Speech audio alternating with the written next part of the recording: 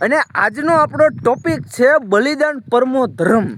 તો હાલ 30 દિવસનો ચેલેન્જ લઈ છે અને બે દીએ પણ એ વિડીયો નથી બનાવી શકતા અને મેં 30 દિવસ એક ધારા વિડીયો બનાવ્યા છે અને હું મારા આવનારા સમયમાં જે કરવાનો છું એ પણ હું આજે તમને કહેવાનો છું. જો સ્કિલથી જ શીખાય મિત્રો, આ સ્કિલ વગર કાંઈ વસ્તુ નથી તમને કહેવાનો છું. જો તમે કોઈ પણ લક્ષ્ય ધારો છો, જો તમે એ લક્ષ્ય માથે ટકીને રહેશો તો તમને રિઝલ્ટ બહુ સારું મળશે. હું અત્યારે ડેલી નોર્મલ વ્લોગિંગ કરે, હેલો ગાઈસ તમે જોઈ શકો છો, નો ચાલે.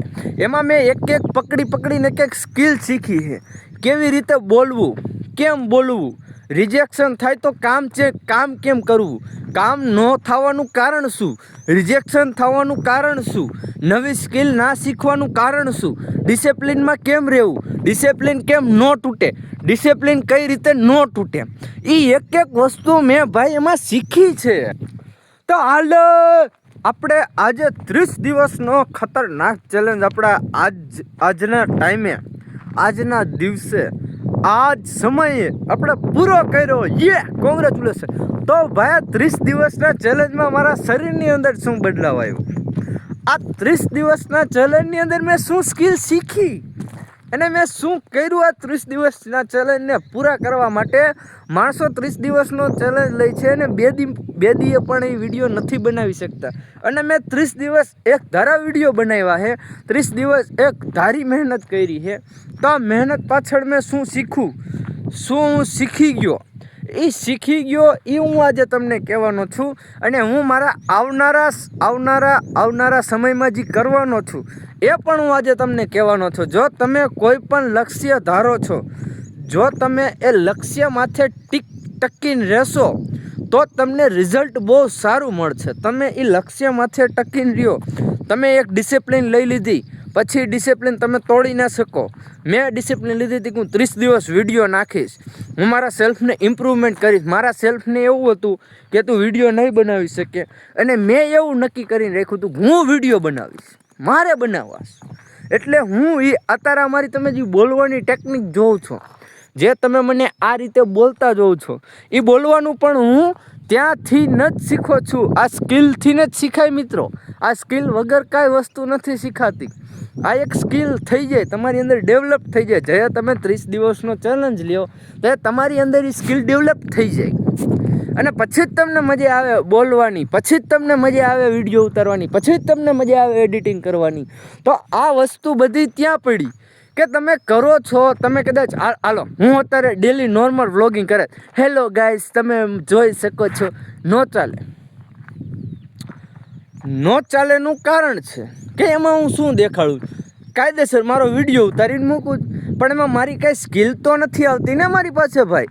એમાં કાંઈ કોઈ પણ પ્રકારની સ્કિલ નથી આવતી મારી પાસે.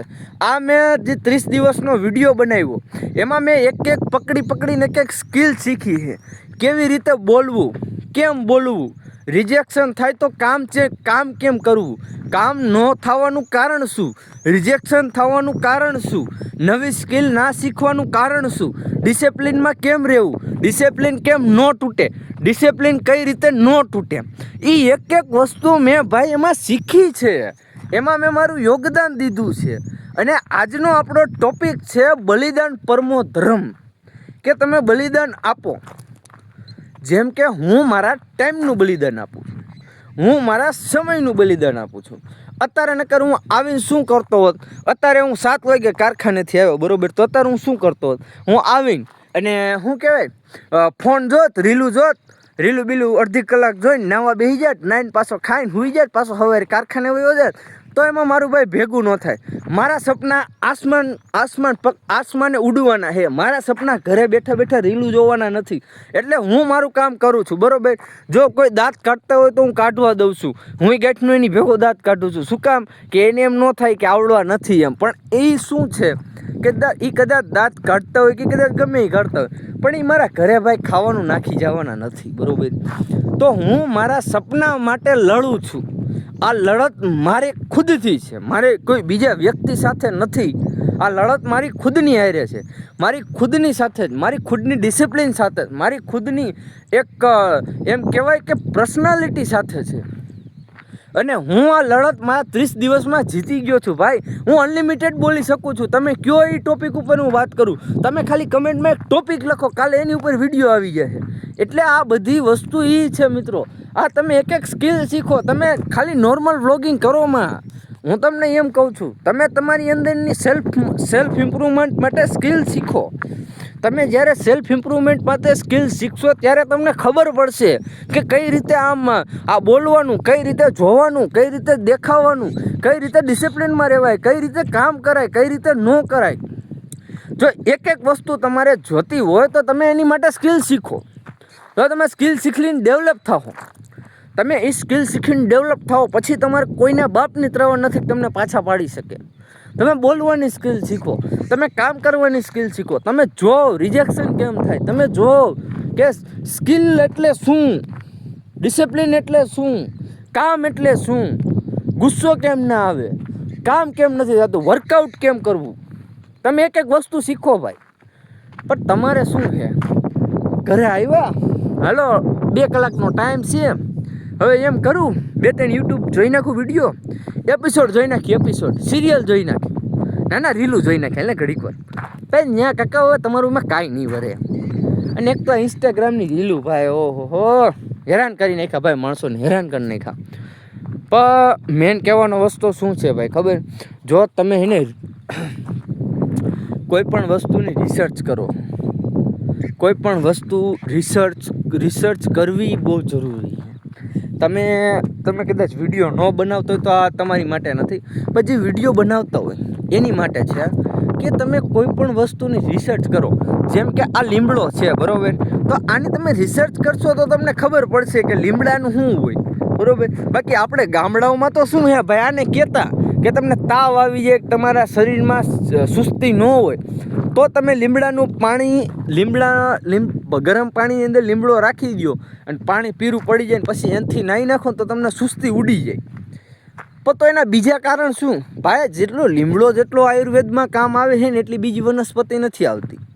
તો તમે એનું રિસર્ચ કરો, તમે એની વિશે જાણો અને પછી એક વિડીયો બનાવીને મૂકો ને મિત્રો, તો તમારો વિડીયો એટલો વાયરલ થાય ને કે વાત પૂછોમાં. પણ તમારે એ નથી કરવું. તમારે તો રીલું જોવી છે, 3rd ક્લાસ કોન્ટેન્ટ જોવો છે અને તમારે એમાં ને એમાં તમારું મગજ ખરાબ કરવું છે. તમારે એ તો વસ્તુ ચેક જ નથી કરવી. તો ભાઈ મારું કહેવાનું એમ છે, તમે સમજો છો, તમે એક વસ્તુમાં પડી જાઓ ભાઈ. હું તો એમ કહું છું, તમે એક થળ પકડી લો અને એ થળમાંથી હાલો તમે.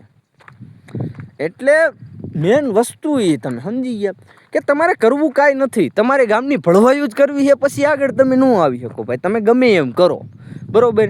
તમે ક્યાંક કરશો તો તમારું કાંઈક થાહે ભાઈ. અને હું તો કહું ભાઈ, તમે કાંઈક કદી સ્કિલ પકડો ભાઈ. તમે એક સ્કિલ પકડીને સ્કિલના આધારે ચાલશો એટલે ગમે ત્યાંથી પકડી પૈસો કાઢવો એટલે રમે જ છે ભાઈ. પૈસો હાથ નાખો ને પૈસો નીકળે. કે સ્કિલ આવડતી હોય ને તમને તો સ્કિલ પકડો, કેમેરાની પકડો, સિનેમેટિકની પકડો, બોલવાની પકડો, વિડીયોની પકડો, એડિટરની પકડો, ગમે એક સ્કિલ પકડી લો ભાઈ. કારખાનામાં જતો હોય ત્યારે કારખાના VMC CNC જ હાલે ભાઈ. VMC CNCની સ્કિલ પકડી લો ને તોય હાલે, બાકી બીજું કાંઈ ન કરે. સમજી ગયા? ઓપરેટરની એક સ્કિલ પકડી લો, 50,000 પગાર, એની માને કાંઈ ઘટે જ નહીં, જિંદગી થઈ જાય ઉલા લાલા. એટલે ભાઈ આજે આપણા હે ને આ ચેલેન્જનો તમને કહું ને તો લાસ્ટ ડે છે બરાબર. આ 30 દીનું ચેલેન્જ આપણે પૂરું કરી લીધું. વાતો આપણે બહુ ઘણી બધી છે, તો આપણે હવે હે ને 30 દીના ચેલેન્જ પછી શું કરવું બરાબર એનો પ્લાન કરીશ. એટલે મારે પ્લાન બનાવતા લાગશે 2 દિવસ. કેટલા કમસે કમ મારે 2 દિવસ જોશે કે મારે શું કરવું હોય આગળ.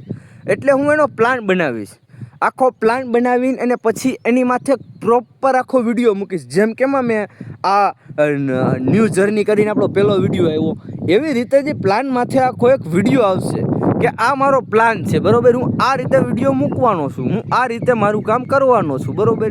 તમે એમાં જોડાવા માટે સબસ્ક્રાઈબ કરો, લાઈક કરો, ફોલો કરો, તો એ રીતે આપણું કામ ચાલુ થાય બરાબર. તો તમારે જો એ કામમાં જોડાવવું હોય તો તમે તમારી રીતે બધું કરી દેજો, સબસ્ક્રાઈબ, લાઈક, ફોલો બરાબર. એટલે એ રીતે આપણું કામ ચાલુ થાય.